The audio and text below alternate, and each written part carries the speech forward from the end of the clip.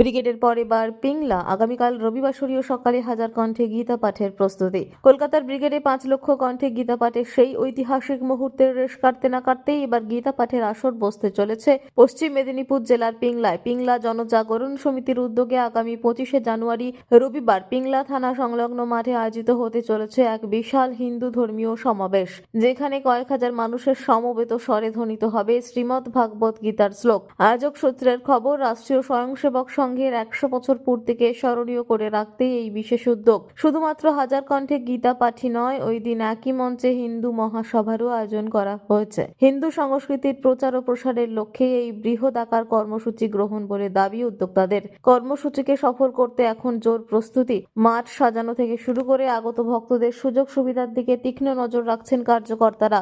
উদ্যোক্তাদের দাবি, ওই দিন প্রায় 5,000 সনাতনী হিন্দু সমাগম ঘটবে। উপস্থিত সকলের জন্য প্রসাদ বিতরণের ব্যবস্থা করা হচ্ছে। শৃঙ্খলা রক্ষায় মোতায়েন থাকবে বিশেষ স্বেচ্ছাসেবক বাহিনী। রবিবারের এই অনুষ্ঠানে উপস্থিত থাকবেন বিভিন্ন মঠ ও মিশনের পূজনীয় মহারাজ এবং প্রখ্যাত শাস্ত্রজ্ঞরা। বর্তমান সমাজ ব্যবস্থায় হিন্দু সনাতনীদের জন্য তারা কি বার্তা দেন, এখন সেদিকেই তাকিয়ে রয়েছেন এলাকার মানুষ। শীতের আমেজে পিংলা থানা সংলগ্ন মাঠ এখন এক আধ্যাত্মিক চেতনার কেন্দ্রবিন্দুতে পরিণত হচ্ছে। এখন দেখার গতকাল রবিবারের এই মেগা ইভেন্ট স্থানীয় জনমানসে কতটা প্রভাব ফেলে।